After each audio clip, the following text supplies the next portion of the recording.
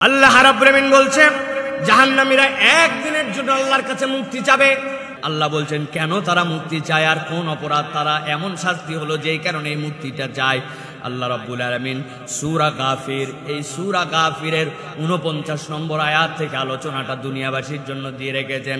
রব্বুল আলামিন বলছেন ওয়াকালাল্লাযীনা ফিন্নারি লিখাজানাতি জাহান্নাম দুউ রাব্বাকুম ইউখাফফিফ আন্না ইয়াওমান মিনাল আযাব।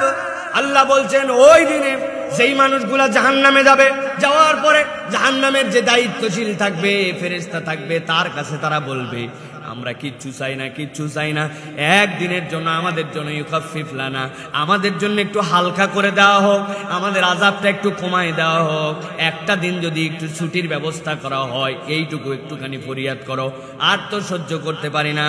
রব্বুল আলামিন সাথে সাথে বলছেন ক্বালু আওয়ালাম তাকু তা'তিকুম রুসুলুকুম বিল বাইনাত।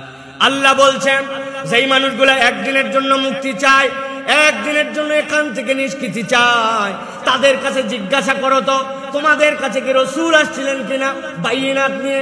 রব্বুল আলামিন কি তোমাদের রসুলকে দিয়ে তোমাদের কাছে স্পষ্ট বার্তা প্রেরণ করেছিলেন কিনা?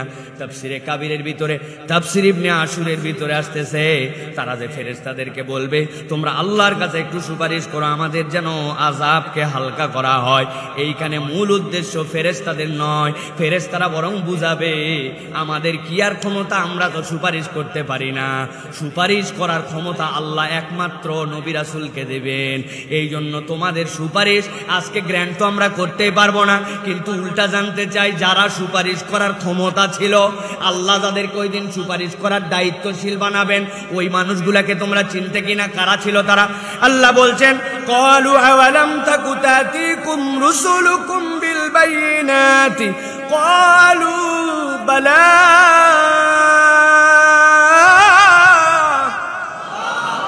রব্বুল আমিন তাদের জন্য বলবেন তোমাদের কাছে সুস্পষ্ট কিতাব নিয়ে, আল্লাহর বিধিবিধান নিয়ে, কোন জড়তার মধ্যে ছিল না, সব হুকুম আহকাম কি তোমার রবের পক্ষ থেকে। ফেরেশতারা আসছিল, ফেরেশতারা আসছিল না, ফেরেশতা আসে নাই, কারা আসছিল?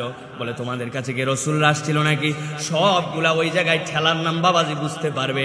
আজকের দিনে আর কোনো মাতব্বরি করে লাভ নাই, সবগুলা বলবে ক্বালু বালা, হ্যাঁ হ্যাঁ আমাদের কাছে তো রাসূলেরা এসেছিলেন। ফেরেশতারা সাথে সাথে বলবে তাহলে কার কাছে আবেদন করো, আবেদন করে লাভ নাই। যদি সত্যি সত্যি তাদের কথা মেনে নিতে, ওই কথা মেনে নিলে আজকে তোমাদেরকে এই পশ্চাতে হতো না, আজকে তোমাদের জন্যই আজকের আফসোস করা লাগতো না। ফেরেশতারা উল্টা তখন তাদেরকে থ্রেট দিয়ে বলবে ফাদউ, ডাকতে থাকো, ডাকতে থাকো, ওয়ামা দুআউল কাফিরিনা ইল্লা ফি দালাল। আল্লাহ বলছেন ওই কাফের মুশরিকদের জাহান্নামের ডাক ব্যর্থতা ছাড়া আর কিছুই হবে না, আল্লাহর কাছে ওই ডাক আর পৌঁছাবে না। নাউযুবিল্লাহ।